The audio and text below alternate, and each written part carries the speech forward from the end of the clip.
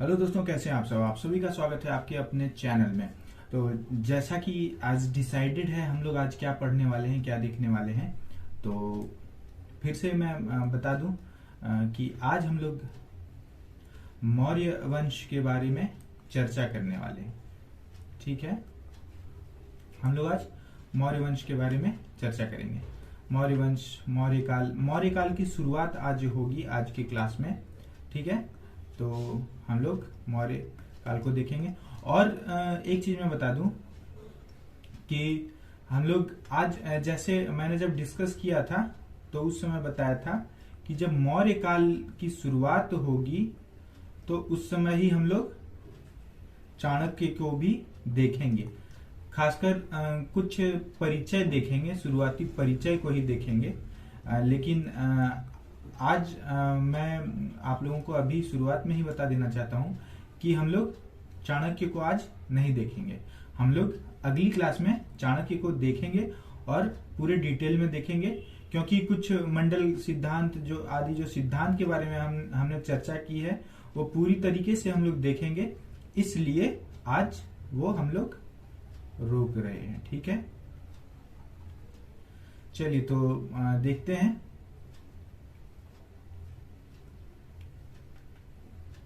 मौर्य काल में बिहार हम लोग देखने वाले हैं। ठीक है, तो मौर्य काल बिहार की जो परिस्थिति थी, आप लोग ऐसे इस बात को देखना, मैं हमेशा कहता हूं कि बिहार में जो घटनाएं घटी हैं, वो आप यह मानकर चलो कि वो भारत की बात है। भारत ही हम लोग देख रहे हैं, है ना। इस तरह की जो चीजें हैं, कुछ डिटेल्स, कुछ विशेष चीजें, कुछ फैक्ट्स होंगी जो आपको ऐसे समझ लो कि वो आपके बिहार से ही, स्पेसिफिकली बिहार से रिलेटेड होंगी। लेकिन ज्यादातर जो चीजें बिहार में जो घटी हैं वो भारत से भी रिलेटेड है। और वो भारत से रिलेटेड चीजें भी जब आप पढ़ोगे, मेंस में भी जब देखोगे, तो ज्यादातर चीजें इससे को रिलेट करेंगी। चलिए शुरू करते हैं। मौर्य वंश की शुरुआत जो है 345 ईसा पूर्व में चंद्रगुप्त के द्वारा हुई। और यह ऐसा वंश है उस समय जो सबसे लंबे समय तक भारत में जिसने राज किया। 137 वर्षों तक इस वंश ने राज किया। ठीक है, और इसका श्रेय किसको जाता है? चंद्रगुप्त मौर्य और उनके जो प्रधानमंत्री मंत्री जो थे, चाणक्य जो थे, जिनको कौटिल्य के नाम से भी जानते हैं, तो उनको इसका श्रेय जाता है। इससे पहले किस वंश का शासन था हम लोगों ने लास्ट में देखा है, तो नंद वंश का शासन था। धनानंद, नंद वंश के शासक जो भी थे, आप लोग उसको क्लास देखना पीछे और उसको बताना, आप लोग डिस्कस करना, कमेंट में जरूर बताना कि नंद वंश की स्थापना किसने की थी। ठीक है, तो ये उस टाइम धनानंद को पराजित करके चंद्रगुप्त मौर्य सिंहासन पर बैठे और भारत पर 137 वर्षों तक मौर्य वंश का राज रहा। ठीक है, राजगद्दी पर कब ये बैठे? 323 ईसा पूर्व में। ठीक है, आगे देखेंगे भारत में अगर आप लोग इसकी मौर्य वंश की कहां तक शासन था, या किस अगर चौहद्दी की बात होती है ना, तो कहां तक, कितनी दूरी तक, या किस एरिया तक मौर्य वंश खासकर इस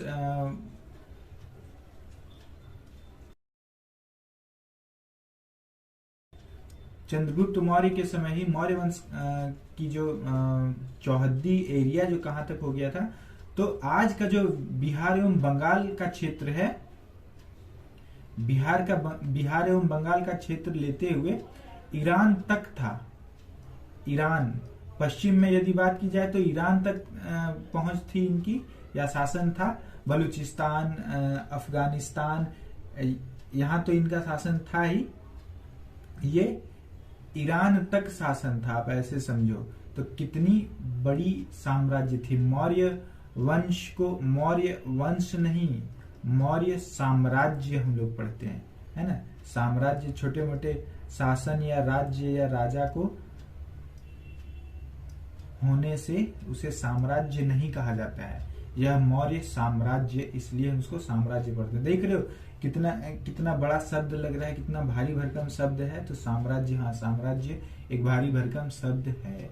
ठीक है, चलो आगे देखते हैं। ज्यादातर जब पहले हम लोगों ने देखा कि राजधानी जो जिन्होंने भी बनाया वो राजगीर को उन्होंने राजधानी बनाया, है ना। राजगीर को राजधानी बनाया था, लेकिन उदयन ने पाटलिपुत्र को राजधानी बना दिया, पाटलिपुत्र को बनाया, है ना। तो इसमें भी क्या हुआ, चंद्रगुप्त मौर्य ने भी मौर्य वंश की जो राजधानी जो बनी यहाँ पर पाटलिपुत्र ही थी। ठीक है, मौर्य राजवंश की जानकारी कुछ ऐतिहासिक स्रोत हैं जिसके आधार पर हम लोग समझते हैं, जानते हैं। तो कौटिल्य का जो अर्थशास्त्र था उसके बेस पे हम लोग जानते हैं। विशाख दत्त के द्वारा मुद्रा राक्षस जो लिखी गई थी उसमें भी गुप्त मौर्य वंश के बारे में चर्चा की गई है। मेगास्थनीज के द्वारा लिखा गया इंडिका जो है, हम लोग अभी मेगास्थनीज को देखेंगे कि किस तरह राजदूत उसको बनाया गया यहाँ पर और चंद्रगुप्त मौर्य के यहाँ पर रखा गया। यूनानी लेखक जस्टिन जो थे उनका वृतांत भी है, उससे भी हम लोग जानेंगे। और सम्राट अशोक के स्तंभ अभिलेख या शिलालेख जो थे उससे भी हम लोगों को जानकारी मिलेगी। देखो मेंस में हम लोग देखेंगे स्रोत, जैसे जानकारी किसी भी चीज की जानकारी जब हम लोगों को होती है तो ऐसा नहीं है कि एक स्रोत हो, उस आधार पर हम लोग यह मान लेते हैं या इतिहासकार इस बात को मान लेते हैं या अपने मन से एक स्रोत के आधार पर उसकी चर्चा कर देते हैं और उसको मान्यता मिल जाती है। इतिहास लेखन भी हम लोग हिस्ट्रियोग्राफी भी देखेंगे, बस एक चर्चा करेंगे किस तरह के, किस स्कूल के थॉट्स हैं, किस तरह के विचारक हैं, ये सब हम लोग देखेंगे। खैर इसमें देखेंगे कि हम लोग स्रोत के बारे में जानेंगे, है ना। स्रोत के बारे में जानेंगे कि कितने तरह के स्रोत होते हैं, है ना। स्रोत होते हैं कितने तरह के, साहित्य है, स्रोत में साहित्य आ जाता है, पुरातात्विक साक्ष्य या स्रोत हो जाएंगे, है ना। पुरातात्विक हो जाएंगे जिसमें क्या क्या आ जाता है, पुरातात्विक में जो अवशेष आदि हैं जिसमें मोहर वगैरह हो गया, मोहर वगैरह हो गया,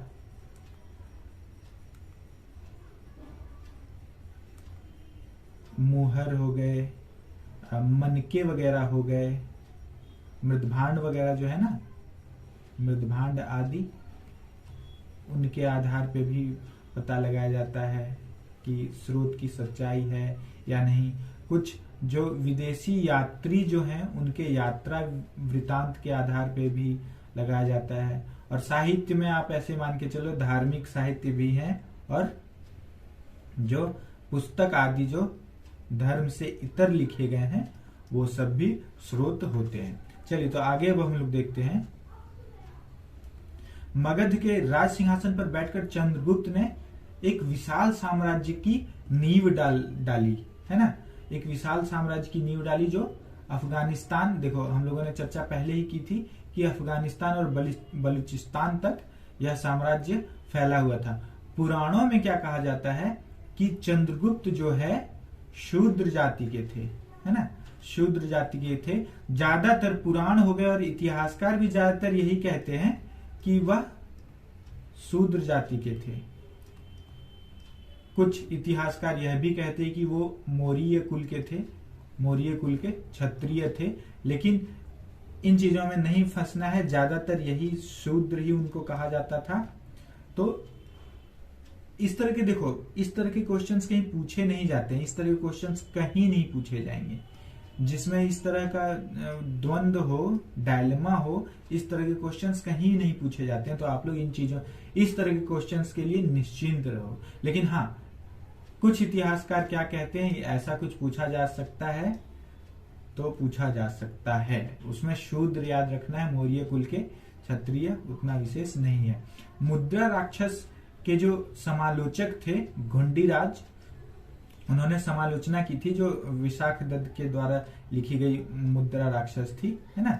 तो समालोचना की थी, है ना? टिप्पणी वगैरह, टिक्का टिप्पणी उस टाइम होता रहता था किसी भी पुस्तक आदि पे, तो वही घुंडीराज ने किया था। तो उन्होंने क्या कहा कि मूरा जो है वो नंदों की रानी थी, है ना। मूरा नंदों की रानी थी, तो संभवतः क्या हो सकता है, मूरा जो है माँ या दादी हो सकती है चंद्रगुप्त की, है ना। देखो यहाँ भी माँ या दादी हो सकती है ऐसा कहा गया है, कोई रिश्ता एग्जैक्ट नहीं बताया गया है ना।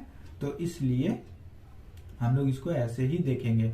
और बौद्ध ग्रंथ के महावंश में क्या कहा गया है कि चंद्रगुप्त के जो पिता थे वो मौर्य नगर था, वहां के प्रमुख थे, है ना। चलो अब आगे देखते हैं। अब चंद्रगुप्त की एंट्री यहाँ पे हो रही है। चंद्रगुप्त मौर्य 323 ईसा पूर्व से 298 ईसा पूर्व तक इनका शासनकाल था।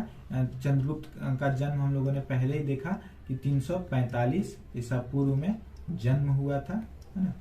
और वो जो सिंहासन पर बैठे लगभग 323 में बैठे, यानी ऐसे समझ सकते हो कि 22 वर्ष के समय वो सिंहासन पर बैठे, है ना। चलो आगे देखते हैं। हाँ, इससे पहले एक छोटी सी कहानी है या एक वृतांत है, आप लोग वो देखो। जब 323 ईसा पूर्व में क्या हुआ, 323 ईसा पूर्व में सेल्यूकस आया। तो 323 ईसा पूर्व में जब सिकंदर की मृत्यु हो गई तो उसका उत्तराधिकारी कौन था, ये सेल्यूकस ही उत्तराधिकारी था, ठीक है। सेल्यूकस उत्तराधिकारी था। तो वह 305 ईसा पूर्व में क्या हुआ, 305 ईसा पूर्व में भारत की ओर आया और युद्ध से लड़कर अपने क्षेत्र को लेना चाहता था। उस समय सेल्यूकस का सामना किससे हुआ, यहां सेल्यूकस का सामना हुआ हमारे सेंड्रोकोटस से, है ना। सेंड्रोकोटस से हुआ, और वो सेंड्रोकोटस और कोई नहीं चंद्रगुप्त ही थे। विलियम जोन्स ने इनको सेंड्रोकोटस के नाम से पहचाना, वो भी अभी हम लोग देखेंगे, है ना। तो यहां पे एक युद्ध हुआ, है ना। युद्ध होने के बाद क्या हुआ, युद्ध में अंततः क्या हुआ, देखो जब दोनों लोग शक्तिशाली हो ना तो युद्ध में कोई निर्णय कभी नहीं होता है। दोनों पक्ष, यदि युद्ध करने वाले दोनों पक्ष अगर शक्तिशाली हो तो समझौता होता है, वहां पर समझौता होता है, हार या जीत नहीं होती है। तो यहां भी वही हुआ, चंद्रगुप्त और सेल्यूकस के बीच एक संधि हुई। उस संधि में क्या हुआ कि उस संधि में हुआ, सेल्यूकस ने अपनी बेटी जो हेलेना जिनका नाम था, उनका विवाह चंद्रगुप्त से तय कर दिया, है ना। चंद्रगुप्त से विवाह तय कर दिया। और क्या किया, विवाह करने पर चंद्रगुप्त ने 500 हाथी जो है सेल्यूकस को दिया, है ना। सेल्यूकस को 500 हाथी दिया। सेल्यूकस ने क्या दिया बदले में, चलिए वो यहां देखते हैं हम लोग। दहेज में क्या दिया सेल्यूकस ने, एरिया नाम का जगह जो हेरात है, आराकोसिया जो अभी कंधार या कन्हार है, जेडोसिया जो बलूचिस्तान या मकराना है ना, और पेरोपनिसडाई को भी दिया, जो काबुल नाम का जो भी काबुल जो हम लोग जानते हैं, वो चंद्रगुप्त को दहेज के रूप में दिया। किसने, सेल्यूकस ने। सेल्यूकस ने यानी हेलेना के पिता ने, है ना। चलिए अब आगे देखते हैं। सेल्यूकस ने और क्या किया, मैगस्थनीज को हम लोगों ने स्रोत में ऊपर देखा ना कि मैगस्थनीज के द्वारा लिखे गए इंडिका के द्वारा जो हम लोगों को जानकारी मिलती है, तो मेगास्थनीज के द्वारा लिखी गई जो इंडिका थी, ऐसा हुआ। सेल्यूकस ने जब मेगास्थनीज को राजदूत के रूप में चंद्रगुप्त मौर्य के दरबार में रखा, नियुक्त किया, उसके पश्चात ही सेल्यूकस ने जो इंडिका पुस्तक जो है वो मेगास्थनीज ने इंडिका पुस्तक की रचना की। ठीक है, और इस पुस्तक में क्या हुआ, भारतीय नगरीय संरचना का विवरण काफी डिटेल में मेगास्थनीज ने किया है। ठीक है, चलिए, इसमें कहाँ नाला है, कहाँ किस तरह की चीजें हैं, लोग कैसे रहते हैं, समाज कैसा है, वो सब कुछ मेगास्थनीज ने इसमें अपने नजरिए से ही किया। ठीक है, क्योंकि जो पुस्तक लिखता है उसमें अपना नजरिया भी होता ही है। समाज जिस तरह है वो तो है, पर नजर के आधार पे भी चीजें समझ में आती है। एक वो दोहा नहीं है, जाकी रही भावना जैसी, प्रभु मूरत देखी तिन तैसी, है ना।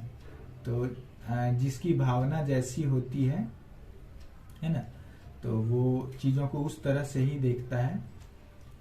चलिए, तो एक छोटी सी एक छोटा सा व्यंग कह लो आप, चीजों को समझाने के लिए मैं बताना चाहूंगा आप लोगों को। इस पे जाकी रही भावना जैसी, ये जब दोहा मुझे याद आया तो इसलिए एक व्यक्ति था, ठीक है, वो मंदिर के सामने गिरा हुआ था, लेटा हुआ था। ठीक है, तो वो मंदिर के सामने जब लेटा हुआ था तो एक व्यक्ति जो जा रहा था, पंडित जी वहां से क्रॉस कर रहे थे।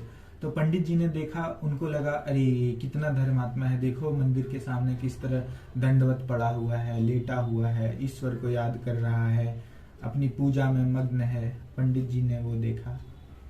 एक डॉक्टर गुजर रहा था वहां से, तो डॉक्टर को लगा कि अरे ये तो बीमार पड़ा हुआ है, बीमार होकर लेटा हुआ है। वहां से एक शराबी भी गुजर रहा था, तो शराबी ने जब देखा उसे लगा कि ये दो चार लगा के आराम से पड़ा हुआ है। ठीक है, तो बात यही है कि तीन तरह के व्यक्ति वहां से गए, सबने अपनी अपने नजरिए से उसे देखा और उसके बारे में अंदाजा लगाया, है ना। तो यही बात होती है, किसी भी चीज में हो, कोई भी चीज हो, सत्य जो होता है वो तो होता है, लेकिन अपना तड़का भी लगा हुआ होता है उसमें। चलो अब आगे देखते हैं हम लोग। मेगास्थनीज ने क्या किया, भारतीय समाज को 7 श्रेणियों में बांटा। 7 श्रेणियों में वो बांटकर समाज को देखते हैं। आज भी आप लोग देखो कि समाज में अभी कुछ बॉलीवुड सितारे हैं, है ना, राजनेता हैं, डॉक्टर्स हैं, इंजीनियर्स हैं, आईएएस है, आईपीएस है ना। तो इस तरह से मतलब अधिकारी आदि भी हैं। तो इस तरह से ही जैसे अभी है समाज, सोसाइटी, अभी बांटना हो तो किस तरह बांटोगे आप, है ना। तो उस तरह से ही क्या हुआ, मेगास्थनीज ने भी बांटा। क्या किया, एक श्रेणी को दार्शनिक कहा, दूसरा श्रेणी किसान कहलाया, तीसरा अहीर, फिर कारीगर आदि, सैनिक, निरीक्षक एवं सभासद। उस समय भी आप लोग देखोगे कि सभासद उस समय भी थे। ठीक है, चलो कौटिल्य के अर्थशास्त्र में क्या हुआ। हाँ, कौटिल्य के अर्थशास्त्र से आप लोग कंफ्यूज नहीं होना, कुछ लोग कंफ्यूज हो जाते हैं।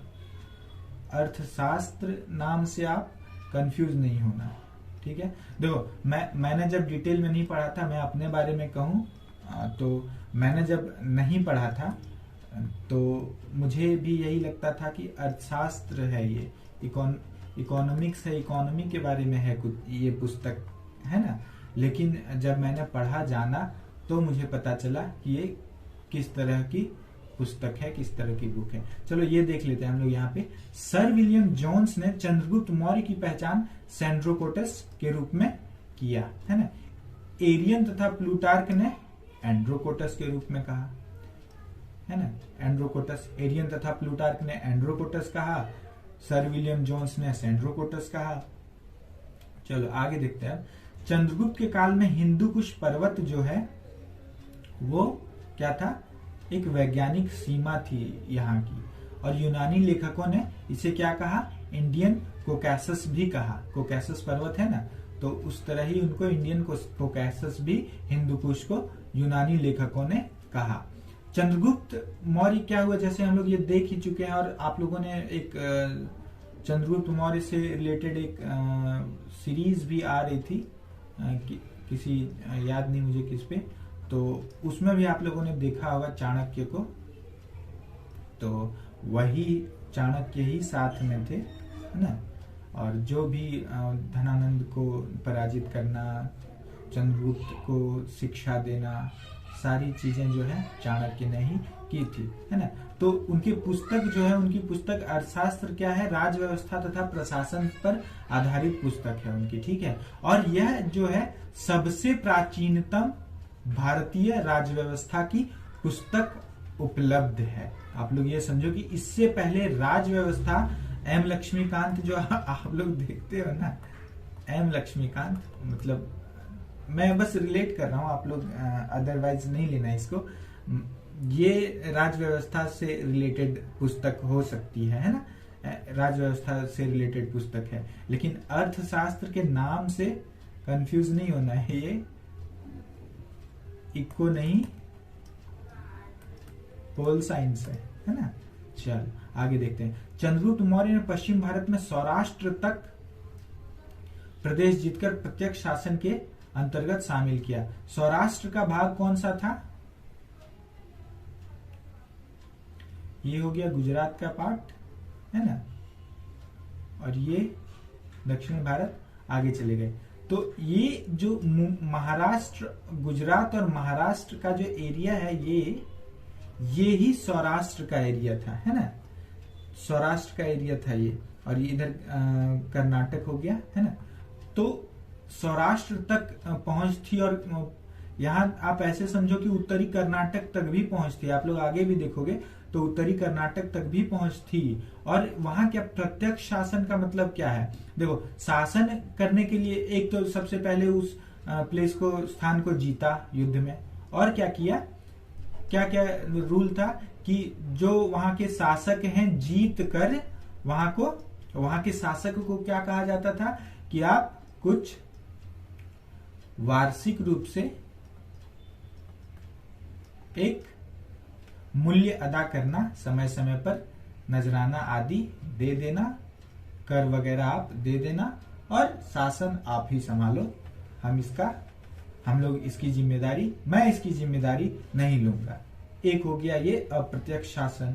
और प्रत्यक्ष शासन में क्या था कि सेंटर मान के चलो, वो तो केंद्र तो यही था ना, तो सेंटर क्या करती थी, एक गवर्नर या राज्यपाल या उपराजा अपने तरफ से वहां पर भेजती थी, नियुक्त कर देती थी, है ना।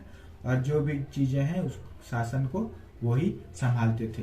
तो गिरनार अभिलेख में क्या है, 185 ईसा पूर्व में क्या हुआ, पुष्यगुप्त जो थे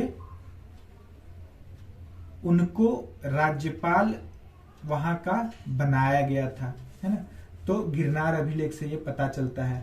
और इन्होंने सुदर्शन झील का भी निर्माण कराया था, तो इसका भी हम लोग देखते हैं। और स्कंदगुप्त के भी उसमें अभिलेख आदि जो है उसमें भी आप लोग देखोगे कि ये सुदर्शन झील का रिन्यू कराया गया है इसको, है ना, तोड़ फोड़ के जो कराया जाता है ना वो। तो यहाँ हम लोगों ने दक्षिण में भी चंद्रगुप्त मौर्य की उत्तरी कर्नाटक तक विजय प्राप्त की है, हम लोगों ने देख लिया इसको। आगे देखते हैं।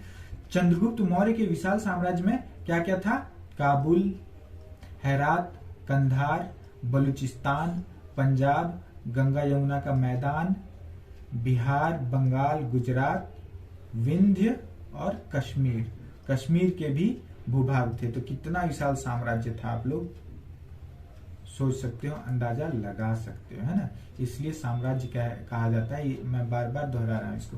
चंद्रगुप्त मौर्य ने अपना साम्राज्य उत्तर पश्चिम में ईरान से, हम लोगों ने ये बात कर ली है, पूर्व में ये कश्मीर से भी उत्तरी कर्नाटक, ये हम लोगों ने देख लिया है। अंतिम समय में चंद्रगुप्त मौर्य जैन मुनि भद्रबाहु के साथ श्रवण बेलगोला में यानी कर्नाटक में चले गए और 298 ईसा पूर्व में संलेखना के आधार पर उपवास कर अपने शरीर को उन्होंने त्याग दिया। हम लोग काया कलेश के बारे में हम लोगों ने जैन धर्म में बात की थी ना, काया कलेश के बारे में, और कहा था मैंने कि काफी कठोर उनका तरीका था मोक्ष की प्राप्ति के लिए। तो ये संलेखना जो है यही वो तरीका है मोक्ष की प्राप्ति के लिए, जिसमें उपवास के आधार पर अपने शरीर को त्याग दिया जाता है। तो इस तरह से चंद्रगुप्त मौर्य का अंत होता है। और आप लोग देखोगे कि चंद्रगुप्त मौर्य को किसी ने हत्या नहीं की, जैसे हर्यंक वंश में हम लोगों ने देखा था, है ना, हर्यंक वंश आदि जो देखा था हम लोगों ने, उसमें किस तरह कभी कोई किसी की वो पितृहंता, इसी तरह नहीं कहा जाता है पितृहंता वंश इसे, है ना, हर्यंक वंश को, लेकिन इसमें ऐसा नहीं हुआ। मौर्य वंश की स्थापना जिसने की उसके पश्चात उसका पुत्र ही उत्तराधिकारी हुआ, है ना, बिंदुसार हुआ, जो 298 ईसा पूर्व से 272 ईसा पूर्व तक शासन जिसने किया। बिंदुसार को अलग अलग उपाधि दी गई है। वायु पुराण में भद्रसार कहा गया, जैन साहित्य में सिंहसेन कहा गया, यूनानी लेखकों ने अमित्रोचेटस या अमित्र घात कहा, है ना, इस तरह के नाम से बुलाया गया। जैन ग्रंथों के अनुसार बिंदुसार की माता जो है दुर्धरा थी।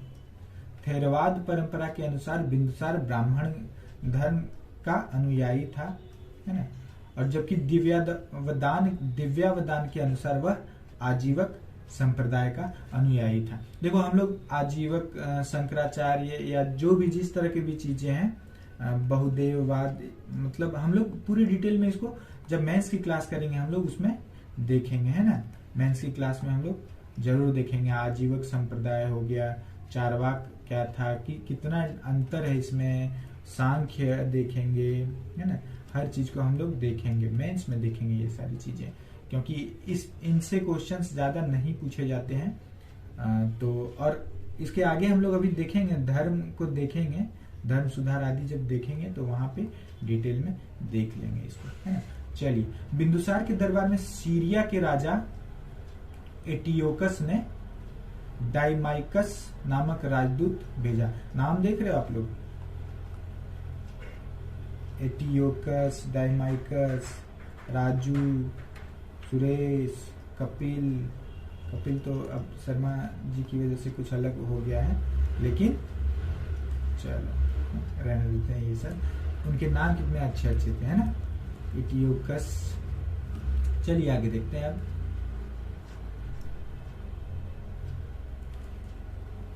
इथीनियस के अनुसार बिंदुसार ने सीरिया के शासक एंटियोकस से क्या किया, इथीनियस क्या कहता है, इथीनियस के द्वारा यह जानकारी मिलती है कि बिंदुसार ने सीरिया के जो शासक थे एंटियोकस, उनसे क्या क्या मांगा था, मदिरा, सूखे अंजीर और दार्शनिक भी भेजने की प्रार्थना की थी। ठीक है। मिस्र के राजा टोलेमी द्वितीय के काल में डायनोसियस नामक राजदूत मौर्य दरबार में बिंदुसार की राज्य सभा में आया। देखो ये सब एक फैक्चुअल फैक्ट बेस्ड है, ठीक है, फैक्ट है ये सारी चीजें, तो आप लोग इसको रटना पड़ेगा इसको, ठीक है। मिस्र के राजा टोलेमी द्वितीय थे, उसने किसको भेजा, तो डायनोसियस को भेजा। कहाँ भेजा, तो बिंदुसार के राज्यसभा में भेजा। इस तरह की चीजें आप लोग ऐसे इसको याद रखना, टोलेमी द्वितीय, डायनोसियस, बिंदुसार, राज्यसभा, इस तरह याद रखना, ठीक है। देखो कलर मैंने हाईलाइट इसको इसीलिए करके रखा कि ये सारे पॉइंट्स मैंने पहले भी बताया है कि ये सारे पॉइंट्स जो हैं याद करने के लिए है और इम्पोर्टेंट है। चलिए, और क्या हुआ, बिंदुसार ने अपने पिता की तरह चंद्रगुप्त मौर्य की तरह ही प्रांतों में उपराजा एवं कुमार की नियुक्ति कर प्रशासन को अपने पिता के मार्गों पे ही वो चले, है ना। चलिए, दिव्यावदान के अनुसार अब अशोक अवंती का उपराजा था। दिव्यावदान के अनुसार अवंती का उपराजा कौन? अशोक था। बिंदुसार के समय तक्षशिला प्रांत में 2 विद्रोह हुए, जिसका दमन करने के लिए पहली बार अशोक को भेजा गया और दूसरी बार सुसीम को भेजा गया, है ना। तो ये अब इनकी एंट्री हो रही है अशोक की, तो हम लोग अशोक को देखेंगे अगले क्लास में, है ना। चलिए, इसमें ज्यादा चर्चा नहीं करेंगे अशोक के बारे में, पूरी चर्चा हम लोग अशोक की जब बारी आएगी, अशोक को जब हम लोग देख रहे होंगे तब करेंगे। बिंदुसार की सभा में कहा जाता है कि 5 सदस्यों का मंत्री परिषद था, जिसका प्रधान जो था क्या था? खल्लाटक था। इसको याद रखना है, खल्लाटक को याद रखना है ना। चलिए, कितना विशाल रहा होगा आप सोचो कि 500 सदस्यों का मंत्री परिषद था। चलिए, अगला देखेंगे बिंदुसार को क्या हुआ कि 26 वर्षों तक राज किया और अंततः उसकी मृत्यु 272 ईसा पूर्व में हो गई। अब जैसा कि मैंने पहले ही बताया है कि हम लोग चाणक्य देखेंगे अब, जो अगली क्लास में होगी, है ना। और एक चीज आप लोग ध्यान रखना कि UPSC, BPSC, JPSC, MPPSC, UPPSC, इनसे रिलेटेड कुछ भी क्वेश्चंस आप लोगों को पूछना हो, आप लोगों के मन में हो, तो आप लोग जरूर पूछना, बेझिझक होकर कमेंट करना, पूछना आप लोग, है ना। मैं आप लोगों को गाइड जरूर करूंगा, है ना। और आप लोग इतना समझ के रखो, आप लोग जुड़े रहो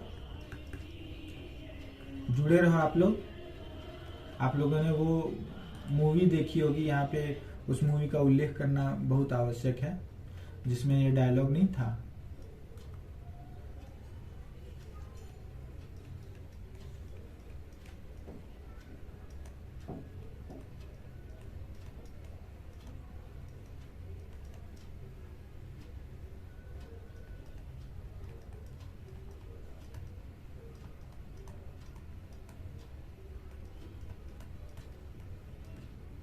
समझे? जब तक तोड़ेंगे नहीं तब तक छोड़ेंगे नहीं, इसीलिए लगे रहना और फोड़ देंगे। समझ रहे हो आप लोग? साथ में रहना है। कुछ भी किसी तरह का भी डाउट हो इसमें, किसी भी प्रकार का, आप लोग बोलोगे तो आप लोग कमेंट कर देना, मैं एक डाउट सेशन ही ले लूंगा इस पे, ठीक है। जितने भी डाउट्स होंगे, जितने भी क्वेश्चंस होंगे, इस पे हम लोग चर्चा कर लेंगे, किसी भी तरह के क्वेश्चंस। इससे आप लोग इतर भी पूछो, पढ़ाई से रिलेटेड कुछ भी, किसी भी एग्जाम के बारे में आप लोगों की हेल्प की जाएगी, है ना।